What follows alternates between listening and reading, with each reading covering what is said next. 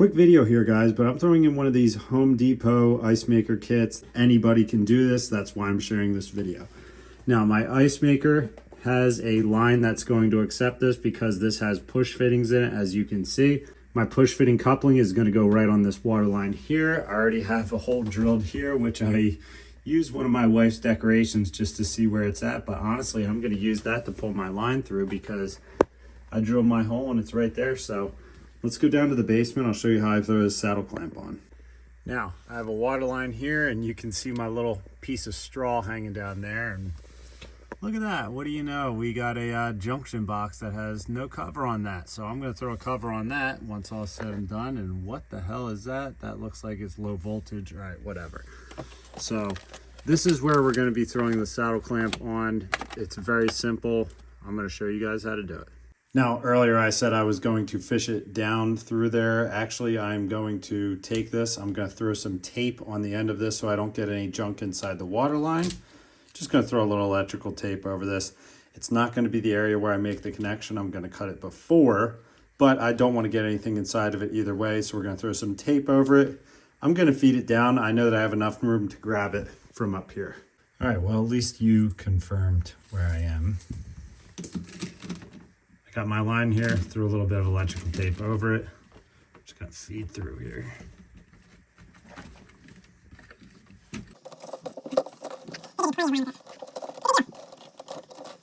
I'm gonna throw plenty down there so I have enough room to grab it. I know I only need so much flex to get to here, so I'm gonna have plenty of leftover line from this. All right, we're back down in the closet here, and as you can see, I gave myself plenty of line to work with.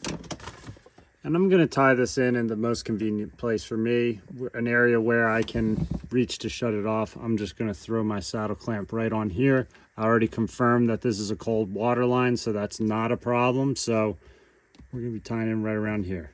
This also comes with a compression fitting with the push fitting to go to your plastic tube. I don't have to worry about that because I have this coupling that it came with.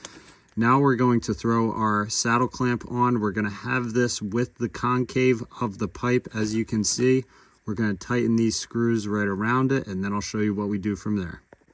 Now you just want to take one of your screws off here. All I have here is a screwdriver, a pair of diagonal cutters, and a razor knife. So all we're going to do is take one screw off so we can get our clamp on. This little rubber washer stays inside here, and that's where we're going to sit on the fitting.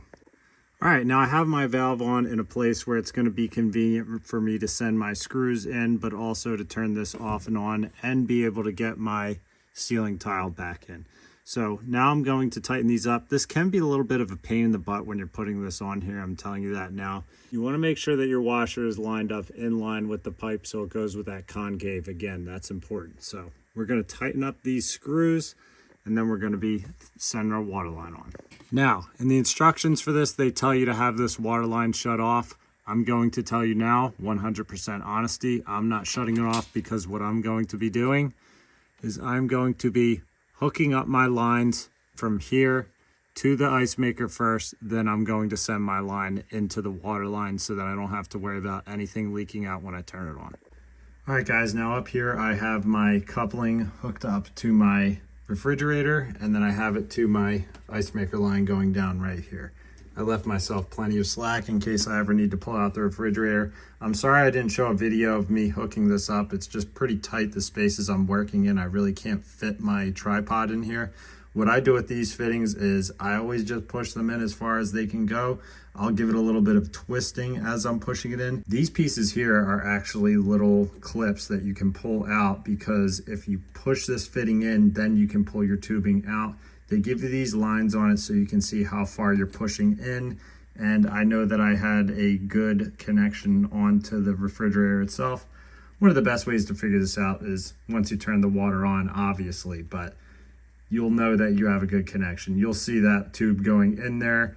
It seems odd because it's so easy, but these things really do work. Now I'm gonna go drive my saddle clamp into the water line because I know that we're hooked up here. Also know where my main shut off is. I would recommend that you shut your main water off for this. Trust me, I'm a plumber. I've done this kind of stuff, so I'm not worried about it. I know where my main shut off is. If you're doing this, I would shut your main water off, but I'm not worried about it personally. Still gonna knock on wood. Now I have my screws tightened up all the way, and now the only thing left to do is to tighten up my saddle valve. This is going to have a piercing valve that is going to pierce into the cold water line that I have right here, and that's going to send our water in. You're going to tighten all the way in, it's going to pierce into the pipe, then you're going to open it up, and then you're going to have your valve. We're piercing into the copper line right now.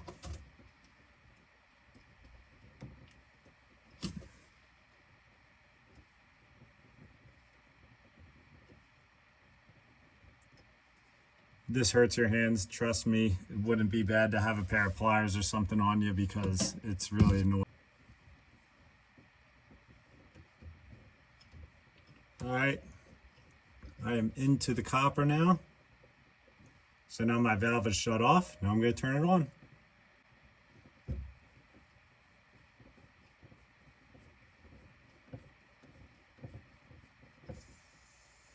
I can hear water flow right now.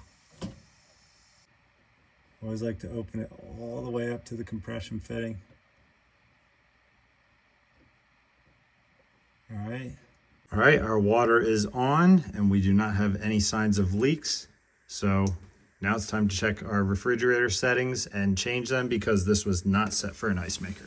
Now I have a Samsung, and as you can see on this sign, it says ice off. Well, ice is on now, baby. Let's get that ice working. Now, as you can see, I have my ice maker back here. Some ice makers might have a switch on the actual ice maker. Mine has a switch that I showed you earlier. Now, if you have a lever, if you have your lever pushed up, you're going to want to push it down. That will tell it to make ice. I'm going to slide this back. I already heard it fill with water once. We'll come back in the morning. We'll see how we're doing. We have ice. Now, I already came out here this morning and dumped my first batch of ice. I would always suggest that, especially if you haven't been using the ice maker for a long time, but we have ice. It doesn't make that much. It's a small ice maker, but over time, it'll fill up. It's doing its job big time. So guys, that's how easy it can be to install an ice maker. Just wanted to share that with you.